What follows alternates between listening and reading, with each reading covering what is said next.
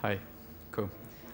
So I'm just going to run through in this seminar, just run through this WebGL and HTML5 audio visualization that I've created a couple of days ago for today. It's pretty basic. I just don't judge me on it, but it's just an excuse to show you some of the technologies involved and some of the code that's involved in it. So it's going to be quite a light-hearted sort of just discussion and a look at the code in particular. So yeah, was anyone not in the seminar just before this? Cool, so I don't need to introduce myself again. That's fine. So this is the visualization that I made that you would have seen in the last seminar. And it's actually running in the browser now, so I can actually start it and you can sort of just get a feel for how it works.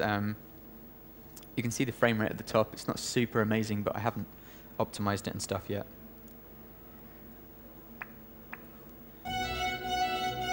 So it's all real time.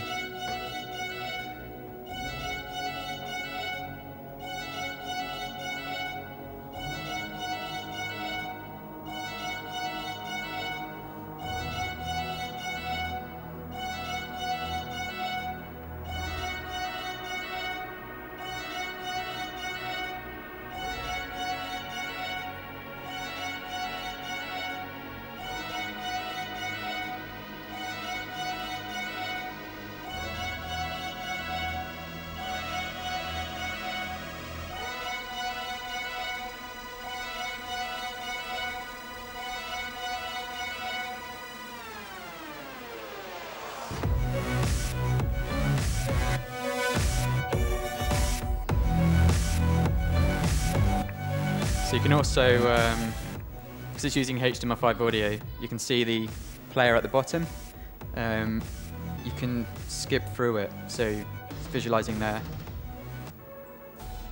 Just jump straight through to the next thing. It's all real time, so you don't have to worry about, you just construct the visualization and the rest of it's done on the flow. Jump through to the end.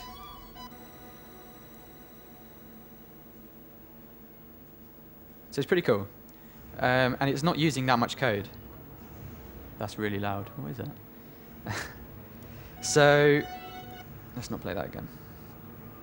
The code behind it is, like I said, it's just JavaScript and HTML. The HTML is literally just to construct the web page. It's not actually doing anything in regards to the visualization apart from providing the audio element. So we'll look at the libraries that I'm loading in a second, and I will run through all the code as well. But I mean, this is basically it, just setting up some variables, the initialization, getting the elements from the HTML, and then just setting up the WebGL kind of stuff, going through, creating the elements in the WebGL, so all the cubes and stuff like that, all the particles, loading up a library that deals with statistics, so you can get like your frames per second and stuff like that. Setting up some event listeners so we can deal with the audio data and keyboard input, just how I got the audio controls to pop up and to start and stop it. Just simple things to make it a little bit easier to deal with. And then further down, it's just the functions that I've been running to create the WebGL stuff. But it's just simple JavaScript. None of this is like crazy complicated. It's just working out what to do and how to use the libraries that exist in JavaScript to create the things that you want to create. So I mean, it just keeps going. So you get to the animation loop where the interesting stuff happens with the camera animations and the visualizations of the length of the cubes depending on the audio. That's all done in this section here. And then just the event listeners at the bottom. So that's the full thing. If we just start from the beginning, this is the first step, I suppose. This is where we just set up the HTML and the audio logic, so connecting to the audio data API and stuff like that. So the first thing we're just going to do is load in the frameworks that we're going to be using, the libraries. So that's dsp.js, stats.js, and free.js.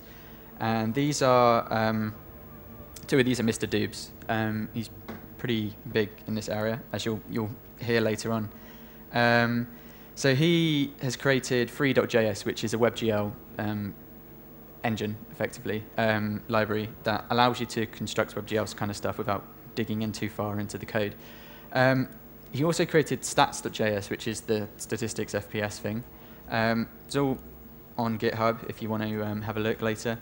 The other one is dsp.js, and that's what I'm using for the audio sort of signal pre-processing to get the data I need to start constructing the visualization. And just save so much time, so it allowed me to create that demo in a couple of hours rather than spending ages sort of digging into the core functionality. So the first one we're going to do is, like I said, load up the libraries using the script elements, and then you just basic HTML, and we're not going to go through the structure of the page. It's just a basic HTML document with a div container that we're going to put the WebGL in, and an audio HTML5 audio tag, which we're loading up the sound in. So we kind of touched on it briefly in the last seminar about how there's different codecs for different browsers. Firefox is pretty good with the OGG stuff, doesn't support MP3. So if you were loading up in another browser, you're going to have to, and also in Firefox as well, you're going to have to perhaps have two audio codecs in here, but just for ease of use, I've just put one in. So that's just loading up the audio. It's not going to autoplay, but it's going to display the controls, and that's just through the attribute there, the controls attribute. And then the basic JavaScript is just setting up a few variables where we're going to store the audio element, store some data about the audio itself, and then just initialize it. So the first thing we do is set up the initialize function, grab the audio element with the basic JavaScript DOM selector, and then add a couple of event listeners. So one for loaded metadata, and that's basically fired whenever the audio has received what they call interesting, or I've forgotten the particular term that they use, but I'm going to call it interesting data about that audio stream. So the amount of channels it's got, the buffer size and stuff like that, or that might be in the other event. We'll get onto that. But basically, loaded metadata means that the audio has been loaded and you've got some interesting data that you can now use to do some data manipulation with the audio. So the next event that we're listening for is Moz audio available, which is then giving us the audio buffer of the raw data of the audio stream, so we can start doing some processing with it and visualizing. So, like I was just saying, the onloaded metadata runs, as they say, when useful metadata has loaded on the audio. So that's basically the number of channels, the bit rate, and that kind of stuff. And we're just using that to storing those variables that we said earlier, set up the frame buffer. So working out how much data is being sent through the audio, and then because we're going to, the way we're visualizing, we're going to convert it back into mono afterwards. We find a buffer size by just halving the frame buffer length. So we just, instead of 2 channels, we've got 1 channel. And then we just set up dsp.js down here. So I'm not going to go into too much detail with these, like how DSP works and all that kind of stuff. Half because I'm quite new to it, DSP in particular, but half because it would just take too long. And the point here is not to show you how to make this exact visualization, is to show you how these technologies intermingle really easily with the same technology, with the same programming language. So we're setting up the dsp.js to do the visualizations that we'll do later. So it's not doing anything yet, it's just ready. And then we set up the event that happens, that occurs whenever the data is coming in about the audio stream. So that gives us some pretty interesting raw information. So in here, we just pass it through the dsp.js, and it does some cool magic stuff. I'm not going to pretend I know too much about exactly what's going on there, but what it does is it spits out some numbers, effectively, for the audio that allow me to then manipulate whatever I want based on what's happening through the audio. So that's what we're doing here. I took this from a dsp.js example, this section just here. This bit here is interesting because it basically boosts the audio signal, so it you get a bit more out of it, which I think helps a lot. So there's nothing crazy here. If you already know audio visualization and audio processing, then this is probably pretty boring. But not much code. So what's that? Even including all the HTML, that's 85 lines of code. I mean, and that's with my excessive line spacing and all that kind of stuff, and the comments as well. So it's not much for what it does. So when you load it in, it's effectively just an audio element. There's nothing crazy here. We've just got an audio element. That's when you play it, plays the music. And in the background, it's running those events, which are then sort of storing that data ready for us to use later. So what we just used, just to clarify, is the audio data API in Firefox. In Chrome, you would use, I believe it's called something else, maybe the Chrome audio API. I don't know the exact term, but they're the only two browsers that actually support this kind of use of audio at the moment. So the next step is to then do something interesting. So we're going to set up the WebGL and start getting some 3D stuff going on. So nothing's changed much apart from we've added some more variables down here to store the free.js environment. So you've got the renderer, the camera, the scene environment, the dimensions and camera settings and that kind of stuff. And we just pass those back into, or we set them up in the initialization. So we're just going to make it the full screen of the website. So just use window.innerWidth and window.innerHeight. You can use whatever method you want. Use jQuery if you want. And then just set up the camera settings. So just set it up with a basic view angle, aspect ratio, and the near and far. I believe that's what it shows, the distance that it shows. So anything that's further than that is sort of clipped off and you don't see it. Feel free to correct me on that if that's wrong. And then you just set up the renderer. So the cool thing with free.js is that you have a WebGL renderer, but you can also use a canvas renderer. So as we were talking about with fallbacks earlier, if your 3D visualization is running in a browser that doesn't have WebGL, you can have free.js fall back to canvas and try and recreate it in canvas. You're going to have performance issues, but you've got that option there, so you can sort of give the experience, albeit perhaps a worse one, to the other browsers. It's better than nothing. So yeah, we're setting up a WebGL environment just because I just want to force WebGL onto it and keep it simple. And set up a camera. You can see it's pretty straightforward. You're just running methods in free.js. It's just free dot and then the method name and standard programming principles. Set up the scene. We're going to, when you start with a camera, it's starting right in the middle. So if you create an object in that middle, as well as the camera, you're not going to see anything because you're either inside of it or it's behind you. So we're just going to move the camera back just so we can see everything later. And set the size of the renderer, and then the main thing is adding the renderer, the free.js renderer, to the page, otherwise you're not going to see anything, which is pretty crap. So the cool thing here is setting up the sphere. So down here, we're going to create the sphere. So same thing, just set up some variables. So we're just going to have a radius, so it's a 200 diameter sphere.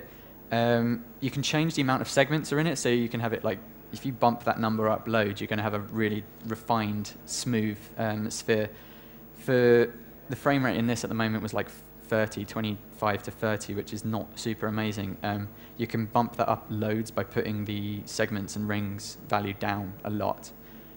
Pretty straightforward, it's just a number of polygons and stuff, but you can fiddle with that.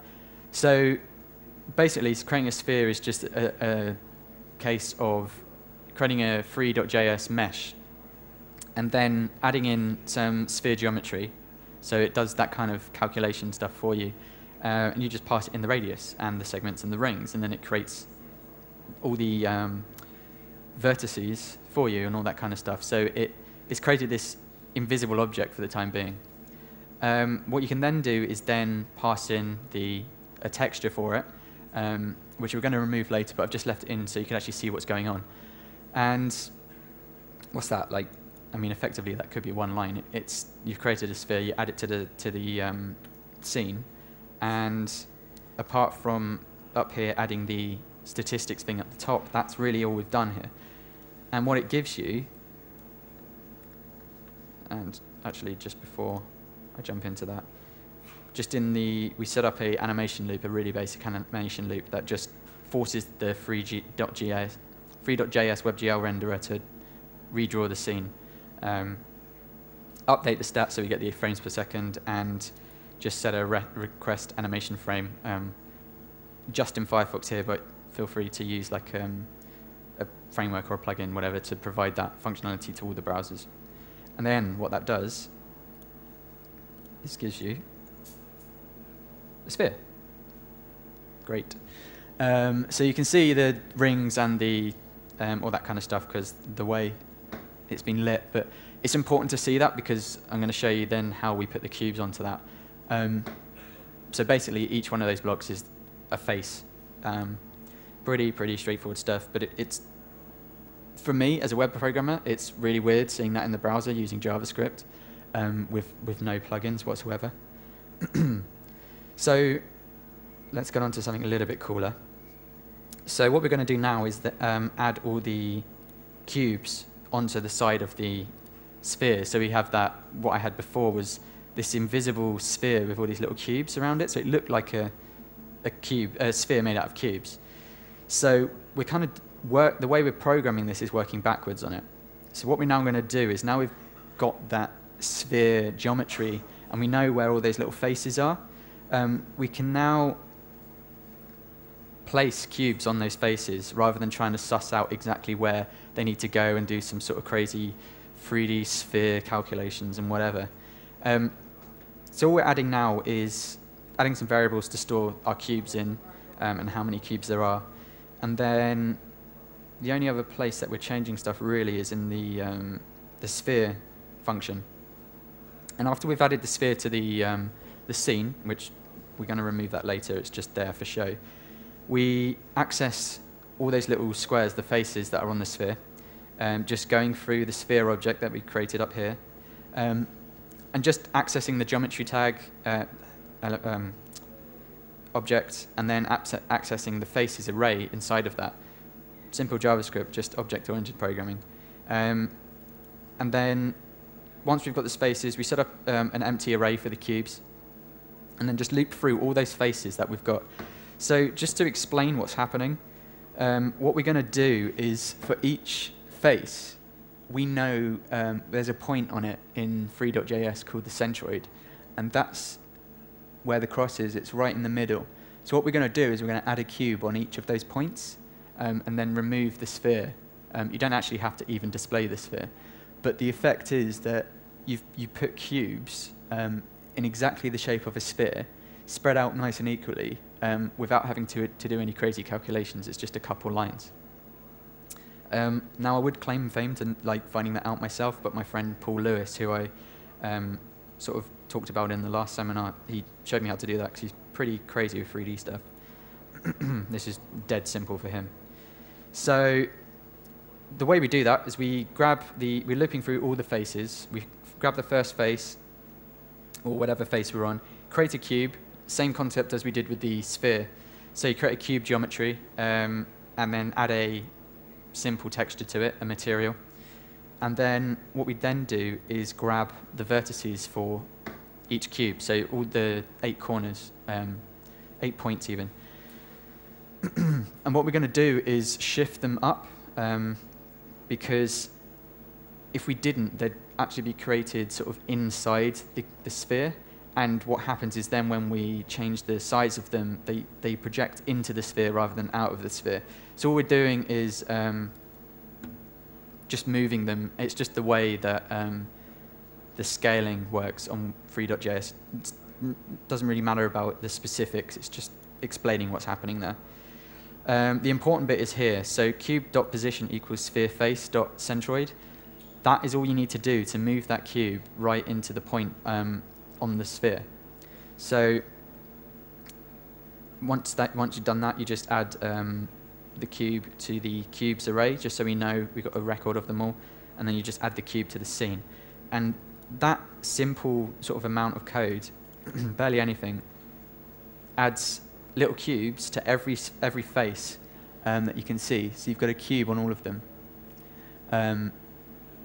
So then you can kind of see that they don't look right. They're sort of all facing away from you, which looks a bit crap.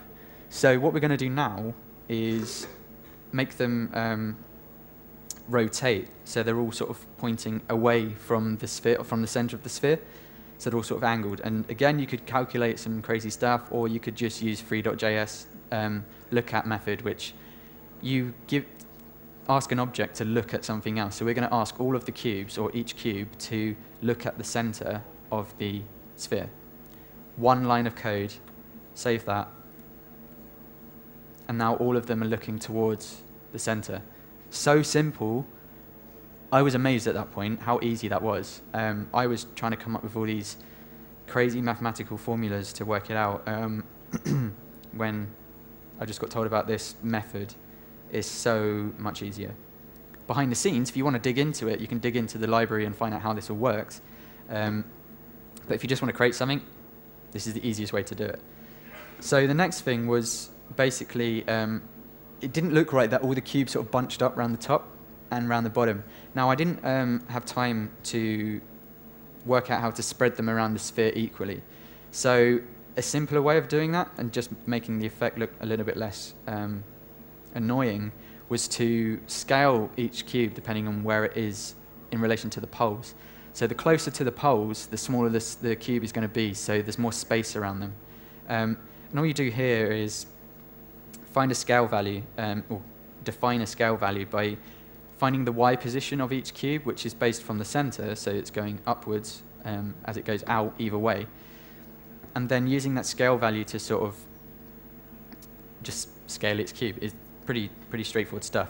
And then we just store that scale value for use later on. But just scaling the cubes based on their Y position gives you that. So you can see how they get smaller at the top. You just got a bit more space. Might not be the best way of doing things, but it works for me just for a quick demo, just to show you a crazy sphere doing stuff. And that's all there really was for this stage. There's 6 stages. This is stage 3. So all we've done is just added all the cubes, pointed them towards the middle, and then spread them out and scaled them. So the next step is to add the particle system that was sort of rotating around, or the camera was rotating around in the final version.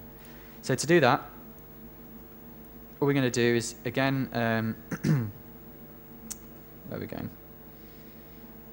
When we create the sphere, after we've created all the cubes, we just start creating the particles. And the good thing about free.js is it's got particle systems built into it. So what we're going to do is create a particle geometry. So you can see how there's sort of a common theme happening when you create each thing. You create the geometry and then do something with that. So we create the particle geometry, or a geometry at least, and then basically set up 4,000 vectors or positions in that geometry that we're going to use later. So we add them to the particle geometry as vertices, so as points in it. And then what we then do is, this is just a bit of flourish. I actually took this from Mr. Doob's code. There we go. Made sure I did attribute him. So the way he's done it here is he's just added some parameters just to have different colors and different sizes for certain particles. You can use one size if you really want. It doesn't really matter. It's just a bit of a flourish just to make it a bit interesting. And then all you do is you loop through these parameters. So you, for each color and size, you loop through, sorry, not loop through. You create a material with that size and that color, and then you apply that material to a particle system with the geometry, which is holding all the positions of those particles.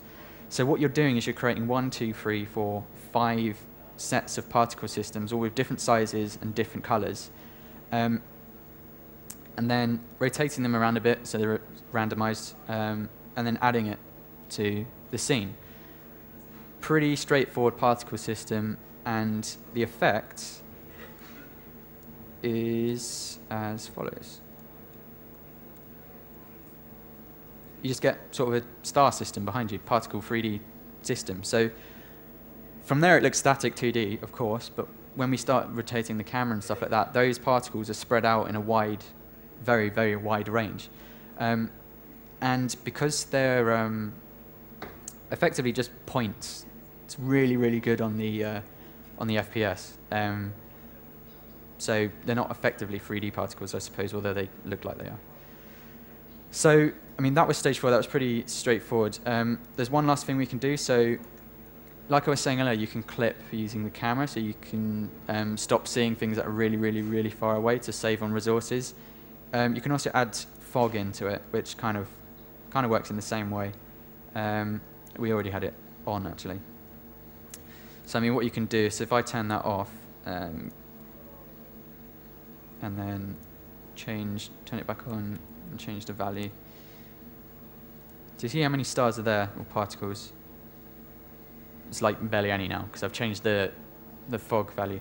Admittedly, I don't actually know too much about the fog value. I took that from the way Mr. Doob has been doing things, but it seems to add a nice effect. So, next thing is to, we've got basically all the building blocks that we need. We just need to connect it all together, and that's what we're going to do now. So we've got all the cubes, we've got the audio data, just plug it together and then see what happens. So stage 5, basically, if we go back down, we want to go into the loop. So whenever we're looping through each new frame, we've already got the data, the audio data, which is updating all the time while the audio is playing. So we don't need to worry about that. And the reason why that's happening is because the event handler is just happening in the background. So all we need to do is in the loop function is scale through each cube. So we go through each cube because we stored them in that cubes array, and then we just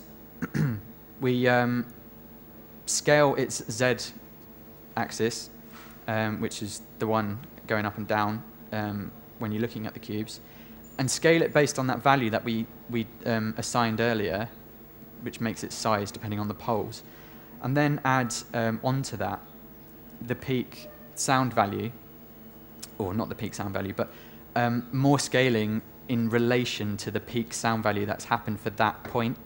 So there's no defined relationship between what bit of audio is changing which cube. I found that the number of pieces of audio data kind of closely matched up with the number of cubes that I had. So the way I've done it is very simple and probably the wrong way, but the concept is exactly the same. So long as you work out your own relationship between what bits of audio you want to do for which cube, so whether I don't know, you have bass in the middle and high frequencies on the other ends, that's up to you. The concept is the same. You take, the way I've done it here is you take the highest point of that audio data so far and make that the highest it can go. And then any other audio point up to there sort of happens in a fraction of that distance. So if it's a very small one, it's obviously lower down, and if it's very near to the highest frequency, the highest level that you've received, it will be right at the top of the its stretchiness. There's a word for that. So anyway, so all that's doing is tying in. So that peak data is just coming from down here. So whenever we get the audio data coming in, we just assign, we run it through the dsp.js, and it performs some sort of spectrum analysis and whatever, and spits out this number for us, and we just assign that into an array that stores all of these pieces of audio data. So there's nothing much crazy happening, and all we then do is just assign that back into the scale of the cube. So if I go in now, and if I save that,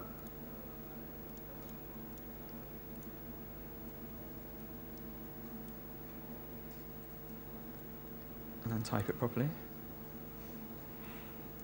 and hopefully if we play that, something should happen. So one step, and we've basically joined the two together without having to do too much crazy stuff. So the way I got my head around this stuff, because I'm not very used to the 3D kind of programming. I'm much more used to 2D canvas graphics and audio separately. So combining the two, I was surprised to see how easy it was to do that. Plugging the audio through the audio data API and then getting those numbers spat out by the dsp.js, setting up the 3D environment in free.js, and then combining the two and in just a few lines of JavaScript to change the scale of something. It just seemed to work really well for not very much code. So there's only a few things left to do now. We don't want that sphere anymore because it's pretty boring and it just ruins the effect. So what we can do is get rid of it completely. And we don't even need to add it to the scene, because all we want to know about it is just the geometry of it, where those faces are. We can do that in the code. We don't have to display it anywhere. So now you've got that cool effect where you've got the cubes making the sphere rather than the sphere with cubes on it. So you've got that negative space, which looks quite interesting, particularly when you play it. But it's really static still. And this is actually how I was going to leave it, but when we thought about moving it around, it just seemed to work really well. So the effects, you can either do two things here. You can rotate everything in the scene, or you can rotate the camera. Now the easiest thing here is to rotate the camera. So that's the way I'm going to do it. And the final step is to fiddle with the camera settings. So if I just go back up and not confuse everyone by scrolling everywhere. So we're back at the top now, and all we're going to do is set up a camera angle. I've also set up a stop variable, but don't worry about that. That's just me stopping it auto-playing all the time when I start. So the camera angle is just going to be a number, an angle obviously, that we're storing just so we know where the angle is between frames. And then in the initialization, we just set up the camera angle as 0, and then all the way back down in the loop. So whenever the renderer is updating the display, we just move the camera around. Effectively, the same concept as you would do it if you were rotating something in a circle using maths. You're kind of using that on all three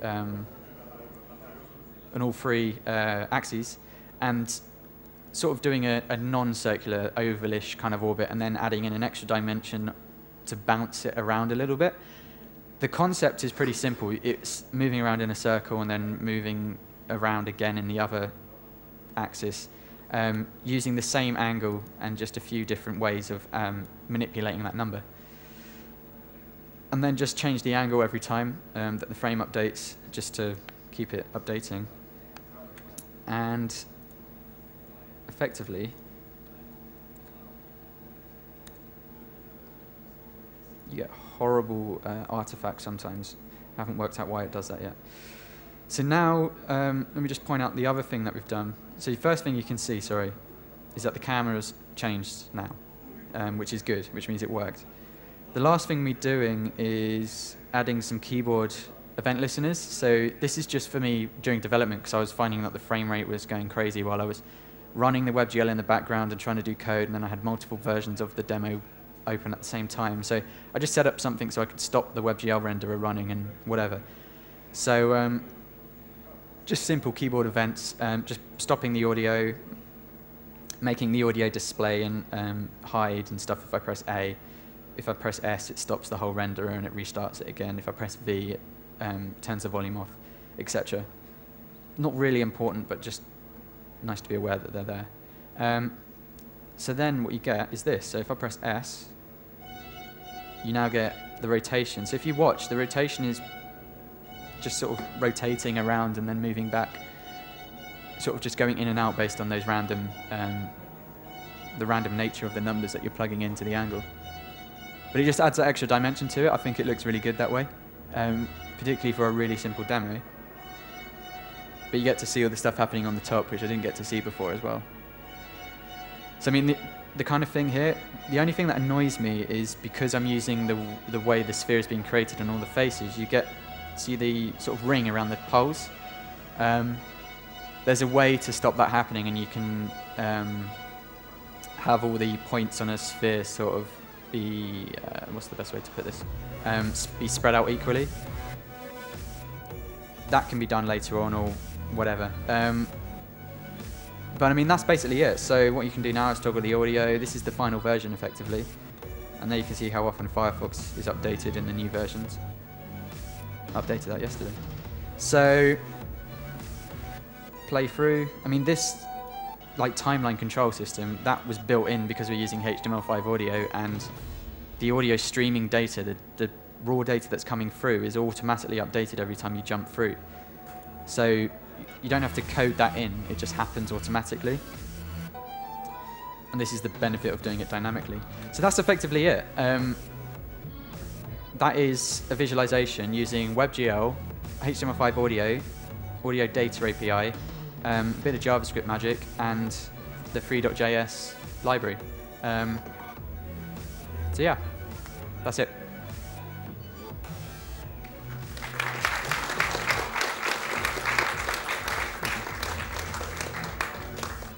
If anyone has any questions, feel free to ask them. You don't all have to stay around while people answer. You can always just come up to me and ask me afterwards if you want.